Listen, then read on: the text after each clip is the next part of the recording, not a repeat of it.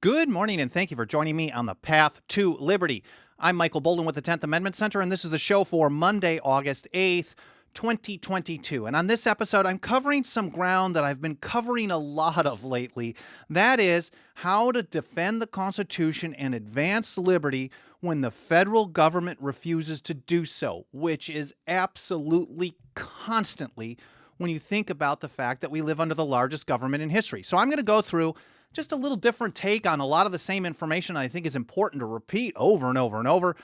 The three main strategies that people use today, and I'm going to highlight what they should be doing instead. But first of all, before getting to that, a quick hello and a huge thank you to everyone being here today, whether this is your first episode or you've been here for every single one since day one. I can't thank you enough for spending some of your time with me today. I hope you had a great weekend, and I hope your Monday is off to a good start. And while we allow people another moment or so to get notifications to join us in the live stream, let's say hello to everyone out in the live chat. There is Bob Landry in San Antonio. Good, been a while since we've seen you in the live stream. Good to see you, Bob. Cheriton Farmer, Jennifer Coop, Be Dangerous, Senator DT, Dixie Strong, Ragnar, Clay Kent, Happy Snowfish, Doug McDowell, good to see you, Doug, Dave White, Dread Pirate, Christine Meyer, and everyone else. I know I'm just kind of scrolling through pretty quickly here. I appreciate all of you for joining me today. I will look through the comments either later in the episode and answer some if I can. Otherwise, I do read through them throughout the day and the day or so after I do the live broadcast. I get a lot of ideas for future episodes from your feedback, from your questions. When you challenge me, say, hey, Bolden, you're dumb on this. And then sometimes I'll cover it. There's also Ray White, Lewis Hall in Oklahoma, Alan Hughes, and Andrew Wagers down in sunny Florida. Thank you all for being here. You also want to follow us over at 10thamendmentcenter.com/path to liberty. That's where I will include links to everything that I'm mentioning in this episode. You'll also find all the different platforms on it. It's important to do that. And I like mentioning it from time to time because if you happen to notice that all of a sudden Monday, Wednesday, Friday, 9:30 a.m., we're not here on a regular basis anymore, you might want to think that we got booted after all this time, and we'll be on a bunch of different platforms as well. Again, 10thamendmentcenter.com/path to liberty. Let's get right to this. And in general, when people deal with the federal government, when they respond to federal overreach, which I really think is just an understatement, when we're talking about usurpation of power, when the federal government exercises power, it's not authorized, that has not been delegated to it in the Constitution, this is considered a usurpation of power, a theft of power, what St. George Tucker in 1803 called treason against the sovereignty of the people, the final authority of the people. So in general, when people look at federal overreach or federal usurpations, which they don't call it nearly enough today, most people choose one of three strategies. And let me go through each of these and then share some thoughts from the founders and old revolutionaries in regards to that. The first one we generally get is vote the bums out in the hopes that basically the new bums, if you can even get enough of them all in one fell swoop, will look at all the power handed to them and say, oh, okay, no thanks, we're good. In other words, we're talking about trying to get federal politicians to limit federal power. People in government to restrict themselves.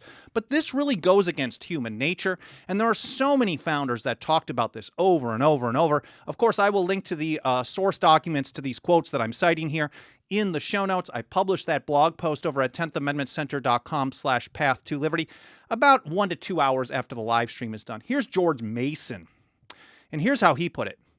Those who have power in their hands will not give it up while they can retain it. Notice he didn't say those who have power in the hands probably won't, or in most situations won't. He specifically said they will not give it up while they can retain it. So the idea of asking or demanding that a bunch of new bums come in and then give up the power that they have in their hands that they can retain just goes against human nature. Now, maybe there's going to be some miracle of human nature happen sometime in the future, but in general, this is a long-standing maxim of human nature. People with power in their hands don't give it up. And he continued, he said, on the contrary, we know they will always, when they can, rather increase it. So the founding generation recognized that people with power would not only want to keep the power that they already have, but also try to expand it all the time whenever they can.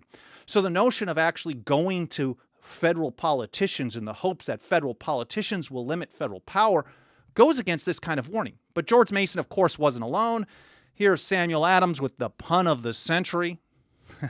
Power is intoxicating, he said, and men legally vested with it too often discover a disposition to make an ill use of it and an unwillingness to part with it. It's the same message. Once they have power, they get a little drunk on it, and they're like, well, maybe I can use this for the stuff that I think is important to me. And that's generally what happens. But once you give government the power to do something you like, you're also giving future politicians, future administrations, the power to do the exact opposite. And that is a really dangerous scenario. We live under the largest government in history. Here's James Madison in 1829.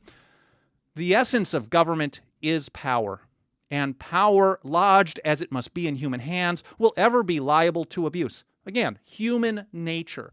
The founding generation recognized human nature. People who have power in their hands will always try to expand it, and even the good guys, it's that whole idea of power corrupts and absolute power corrupts absolutely, but there's a whole spectrum between absolute corruption and just having the power. They will always try to expand it, and they are always liable to abuse it. And if I think about it, I cannot look at the last century or so and think of a single instance where voting the bums out has resulted, as a strategy, has resulted in a reduction in the size and scope of government, an expansion of defending the Constitution, an expansion of your liberty for more than just a mere blip in time.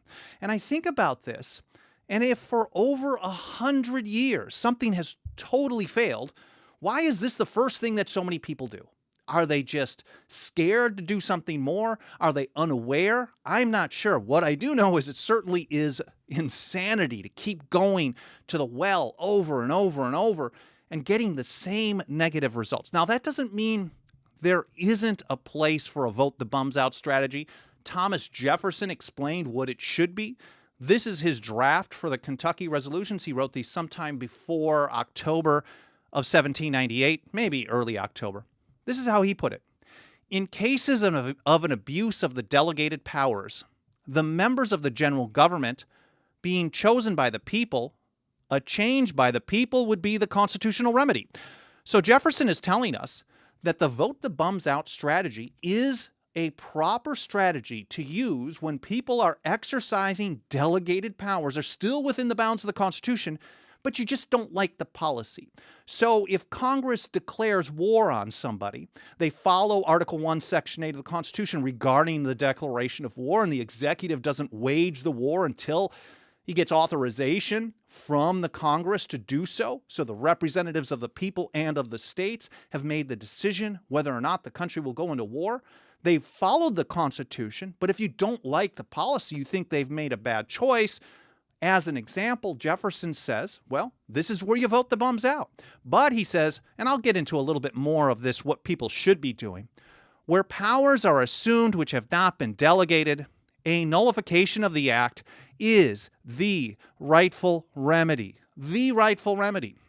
That every state has a natural right, in cases not within the compact, to nullify of their own authority all assumptions of power by others within their limits, and that without this right, they would be under the dominion, absolute and unlimited, of whosoever might exercise this right of judgment for them. Short version, the TLDR on Jefferson is when they're just kind of doing a bad job with the delegated powers, use the vote the bums out strategy. But when they go beyond the limits of the Constitution, which now we're in a situation where it is absolutely constantly. So a vote the bums out strategy, if you're going to be a Jeffersonian, shouldn't apply to literally anything. That doesn't mean you don't use it, but it shouldn't be your first strategy to deal with them. A nullification of the act is the rightful remedy. So that's the first one. The second one is, of course, to sue in federal court. Going to the federal government, again, this is the same type of a thing as going to new bums or old bums and saying, hey, federal government, limit your own power. When you're suing the federal government in federal court, what you're doing is you're asking a branch of the federal government to limit the federal government in the hopes that one part of the government is going to limit another part of the government. Now, once in a while, the court does get something right. But courts, just like Congress's, legislatures, executive branch, any other part of the government, they are still made up of human beings. And human beings are just as liable to human nature in court, in the federal court system, as they are in any other part of the government. Here are a few quotes. Here from William Grayson. This court has more power than any court under heaven. This is during the ratification debates. One set of judges ought not to have this power, and judges particularly who have temptation always before their eyes. He's recognizing that human nature extends to every human being. So the more power that people have, that's a bad strategy. Here's James Madison again, same type of a message. Here in his report of 1800, he pointed out that dangerous powers, and this is a paraphrase, not delegated, may not only be usurped and executed by the other departments, but the judicial departments as well. He's recognizing there, explaining the Virginia resolutions of 1798 in response to the Hated Alien and Sedition Acts, that you can't just rely on one piece of the federal government to limit the federal government because they're all still part of the same entity. And any part of that entity can take the side of the federal government, and it's bad. You need something outside of the federal government to deal with the federal government. Here's Thomas Jefferson. In an 1820 letter, he said the judiciary of the United States, he's noticing this all the way back in 1820, is the subtle core of sappers and miners constantly working underground to undermine the foundations of our confederated fabric. Or here's Elbridge Gerry in October of 1787. The judicial department will be oppressive. This is one of the things that he was very concerned about in regards to ratification. Now, I've done a bunch of episodes on how the federal court system has been oppressive. Here's some examples. I will link to these in the show notes in case you want to check them out again. 10thamendmentcenter.com/path-to-liberty. How the Supreme Court gave us no-knock warrants. How about how they gave us qualified immunity? How about 4 major cases that expanded the Commerce Clause to the point where the federal government can control, regulate, ban, prohibit, require, whatever they want, supposedly under the power to make interstate commerce regular. And I think that the federal court system is so bad. It is so bad, and they have set so many precedents for so much power that people have now lowered their standard to the point that a watered-down version of a natural right to keep and bear arms is now considered a victory. And that, to me, says so much. If you are happy to get something that's only half-ass and thinking that this is a win, this is not a good situation. Now, let's say, for example, the federal court system suddenly 100% stops making things worse. They don't create any new bad precedent going forward for the rest of time. And then once every few decades, once every 20 years or 30 years, or even 10 years, or even 5 years, they overturn a major precedent. There are so many bad major precedents on the books that I think it would probably take centuries before the federal courts, if they were being perfect, could save us from the federal government. This is just absurd. And as I've said a bunch of times recently, this is not how a free people acts. A free people does not wait for permission from part of their own government to tell them that their government is doing the wrong thing. This is a population on its knees begging for scraps for permission. Here's how John Dickinson described what a free people is, and it does not match waiting 30 or 50 years for the courts to overturn what the courts screwed up in the first place. He said, "For who are a free people? Not those over whom government is reasonable and equitably exercised, But those who live under a government so constitutionally checked and controlled that proper provision is made against it being otherwise exercised. So that's number two. And the third thing that most people do is they march on Washington, D.C., and they're basically demand, or they'll march on the courts, or they'll march on whatever. Just some government officials will stand out there yelling and holding signs, and there is a place for that because it brings attention to it. And of course, that's even part of James Madison's 4 steps to defeat federal programs in Federalist 46 without relying on the federal government. So being out in the streets and protesting, that's an important part of it. In fact, all of these things can be an important part of the puzzle, but if they are your first or only response to extreme violations of the Constitution and liberty, you're absolutely looking at things wrong. You're misunderestimating, you're misjudging the nature of the problem. And so the notion of just protesting and saying we're going to make a lot of noise and demand that the politicians hear us and change their view, or the judges, this suffers from the same fatal flaws as the first two. That is, it's about asking or demanding or begging people in government to limit their own power. And as I've cited so many times, here's Thomas Jefferson from 1774. It's a paraphrase. He said, "A free people claim their rights as derived from the laws of nature and not as the gift of their chief magistrate." So any of these three, if we're talking about changing the bums or getting the courts to do the right thing or demanding that they follow the rules that have been given to them, this is all about demanding, asking, begging, rather than claiming rights, as Thomas Jefferson said a free people do. Again, all of these things have their place in an overall strategy, but it's not supposed to be the first response. And this is how I put it in an article back in 2014 or 13, something like that.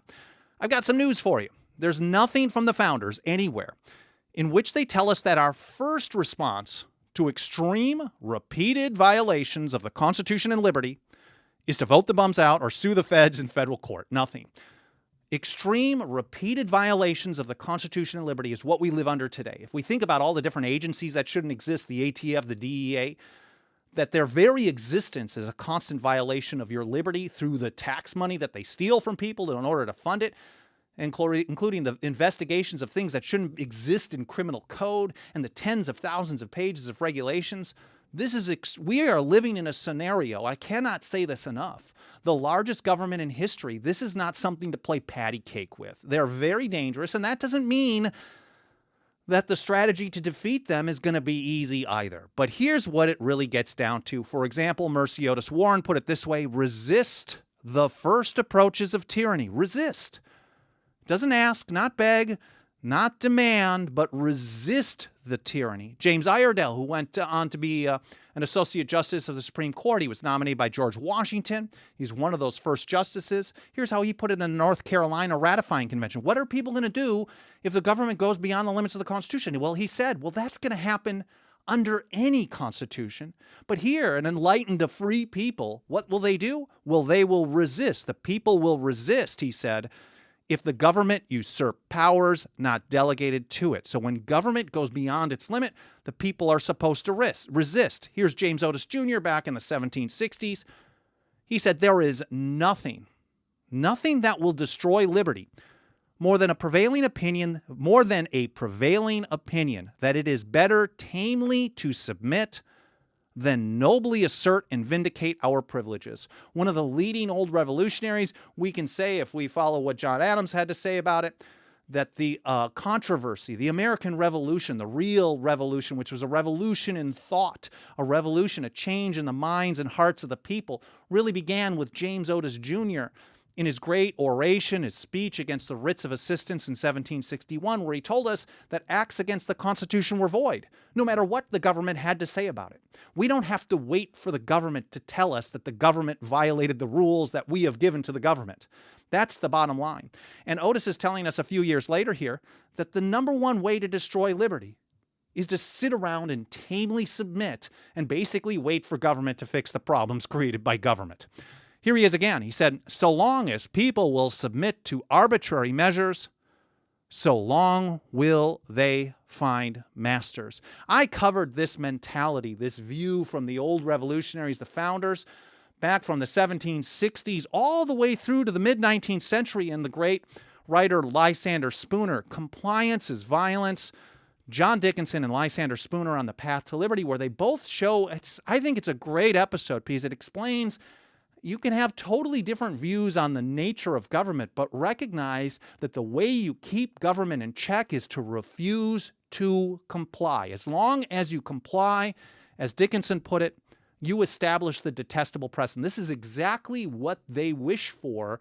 You cannot comply your way out of tyranny. I do love seeing that more and more people are putting that phrase out there these days. Here's James Otis again. He said, "If we do not resist at the first attack, it may soon be too late." And I keep talking about how we live under the largest government in history, and certainly the people, our forefathers, somewhere in between James Otis and today, people certainly did not resist at the first attack. And it almost feels like it's too late. It almost feels like that we can't turn it around. And I don't know if we really can in our own lifetime. But I believe, like Samuel Adams and others, that it is our moral imperative, our duty to stand for the Constitution and liberty no matter what the odds. It's essential upon us. It is inherent upon us. I'm not even using the right term. But it certainly is our duty to do the right thing, to at least come up with strategies to push back that don't rely on asking government to limit itself. It doesn't mean, even though things are so far gone today, that doesn't mean that they can't be turned around. Here's how St. George Tucker put it, and this is one that I really don't cite very often, but I think it's really important. It's a long quote, but hopefully it'll make sense.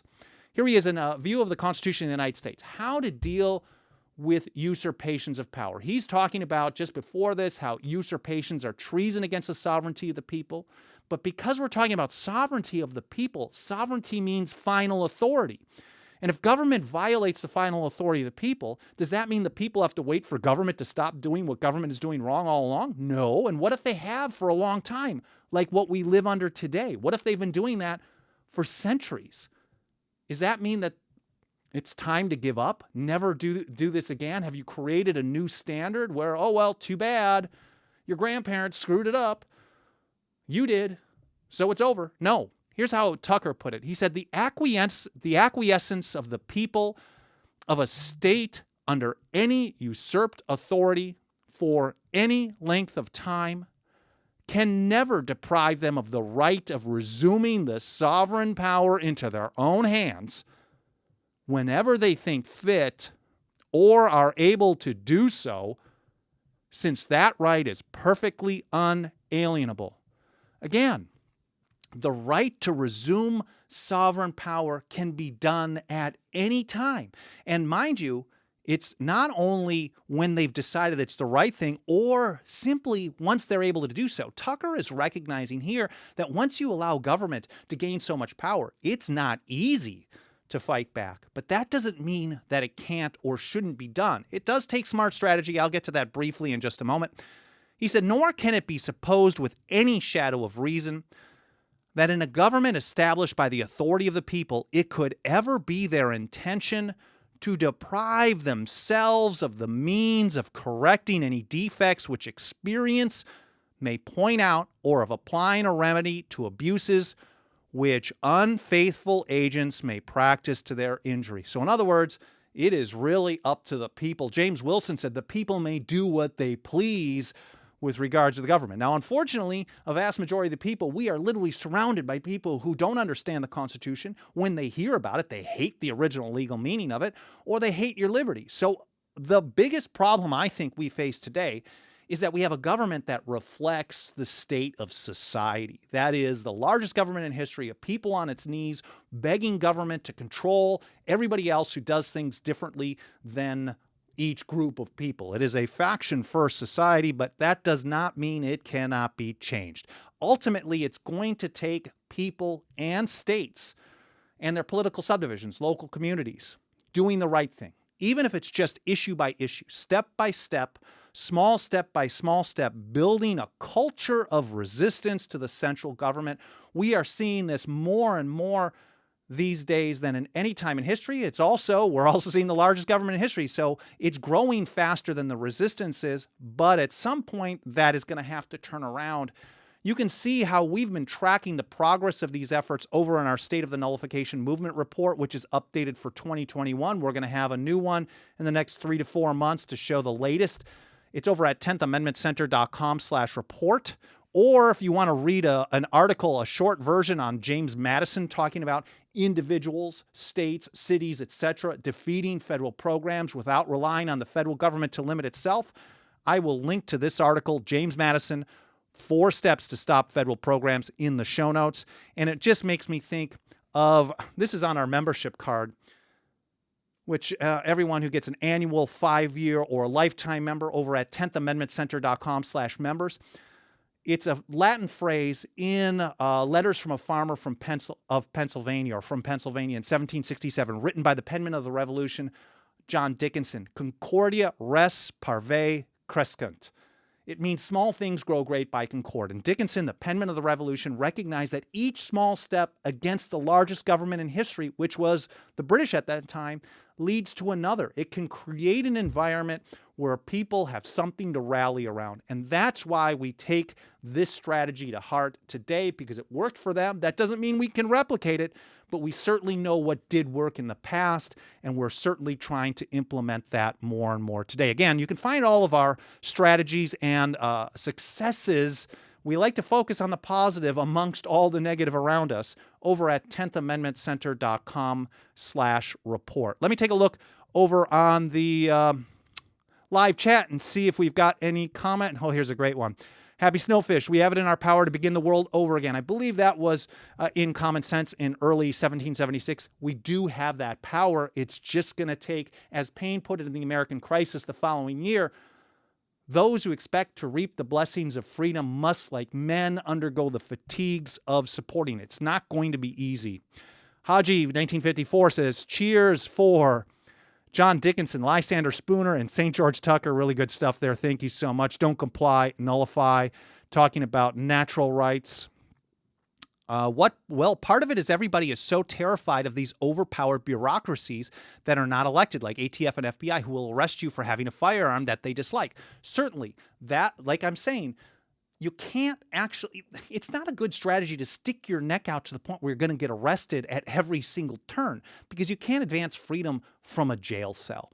But certainly we can see as how now 37 states have legalized what the feds have prohibited, what the feds aggressively tried to stop for almost a decade. But when you've got enough people saying no to the federal government and exercising what they see as their rights, whether the government wants them to or not, and enough states and local communities legalizing or backing them up, it's almost impossible for the federal government to force their so-called laws, regulations, and mandates down our throats. We're starting to see the same type of thing happen on the right to keep and bear arms. We've been pushing for this for a decade, and it's finally starting to crack through with efforts in Missouri, Montana, Arizona, and a few others that are starting to take steps forward to ban enforcement, because the ATF only has about 5,100 employees for the entire country. They can only close about 8,000 to 10,000 cases per year. We'll have a report on the latest numbers from 2021. It looks like the current administration is just about to break some records done by the previous one, which was the worst in history on federal gun control, but it's all bad. But they still, even at its worst, can only close 8,000 to 10,000 cases per year, maybe 11,000. That's a lot. That's a lot of people with their rights being violated. But if you think about it, if there's 10 or 12 or 13 million short-barreled shotguns undocumented out there in violation of the National Firearms Act of 1934, which shouldn't exist, there is zero chance. It's a strength in numbers situation, just like we've seen on cannabis. There's zero chance the feds can do anything about that. Christine Meyer says, we must take back our states, local and county government first. We must be the replacement. Yes, if you're going to focus on elections, I think the best strategy is to focus on the state and local level, but still it shouldn't be your first and only thing. If you're working on an election strategy, and that's the only thing you're doing, and you're not doing what James Madison said in Federalist 46, plans of resistance will be concerted between the different states, then you're missing out the most important part.